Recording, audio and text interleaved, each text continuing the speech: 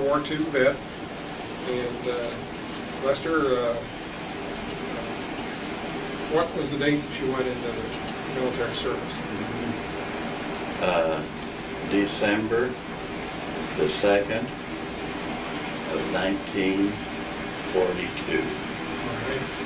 And were you drafted? Yes. Okay. So you were drafted into the Army, is that correct? That's right.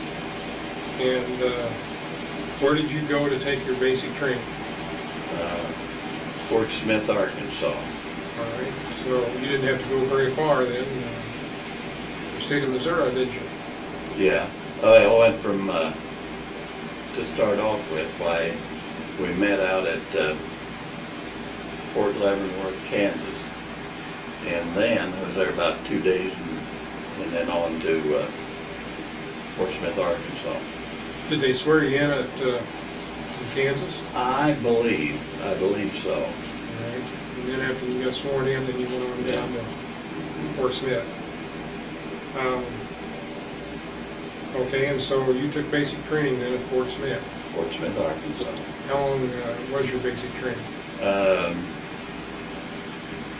I don't know I don't know when it would have ended, but I was discharged from the Army about the middle of September of 1943. A medical disability, I'll get it right here in a minute, disability discharge. Okay. Do you remember any part of the basic training that comes to your mind that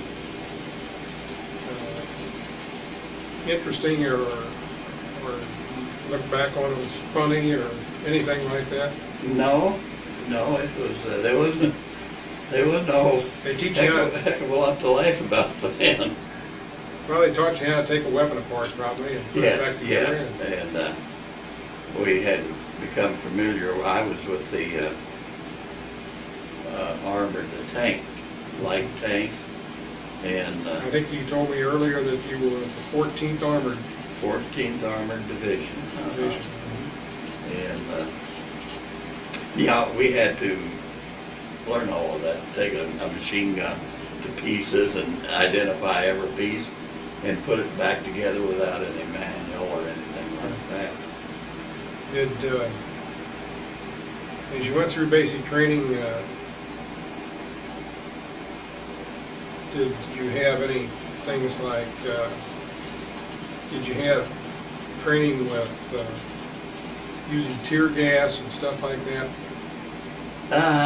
Not that I recall tear gas, but I do remember that, yes, we had to go over obstacle courses that would have some dynamite. Mm-hmm. And when you got, and you had to go stay down under, I think, 18 inches and crawl under all this wire and stuff. And then somebody was sitting at a switchboard, and when you get about so close to where the dynamite was, well, they would touch it off. And got just, I mean, muddy.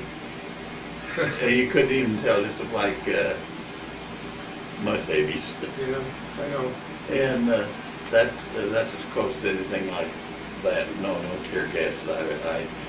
I don't think we had to know how to get the gas mask on in a hurry. 10 seconds or less, I'll bet.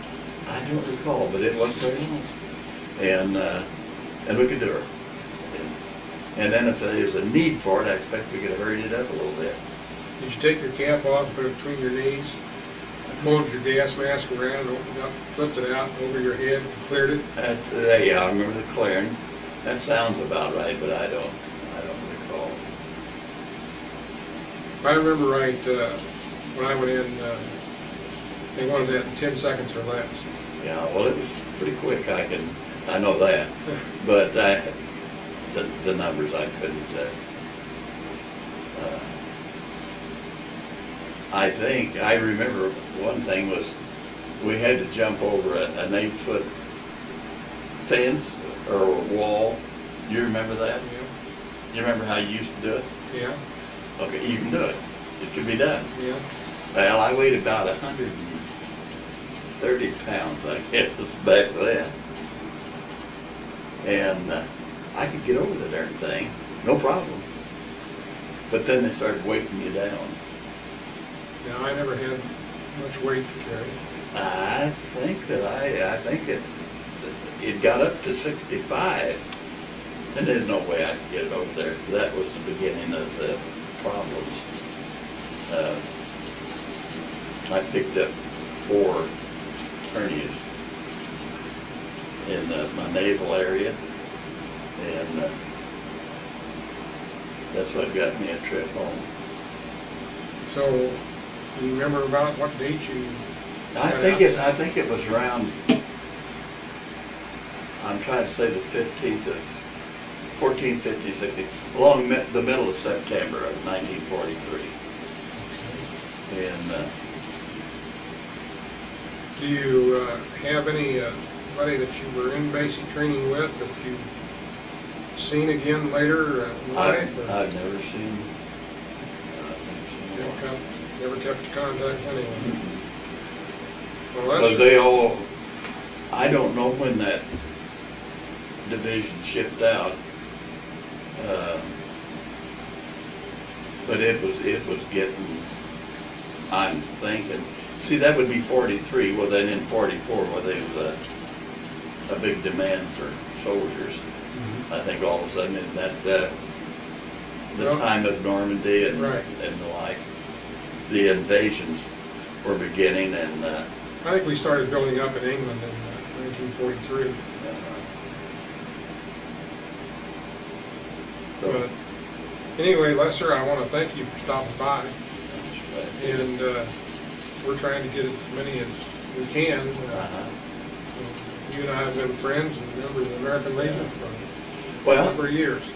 if I would have kept it up, I'd probably been one of the, because that's one thing they told me when they discharged me, the Legion was there, and they said, be sure and, when you get home, be sure and join the Legion first thing. And I did, right away, I think Mr. Deemer, Bill Deemer, was the commander at that time. And he had an office down the street on the other side and upstairs. And that's where I joined in and it would have been about like September or no later than October, because within a month I had joined. And then it seems like the Legion was confused or something. My dad was a Legionnaire too, and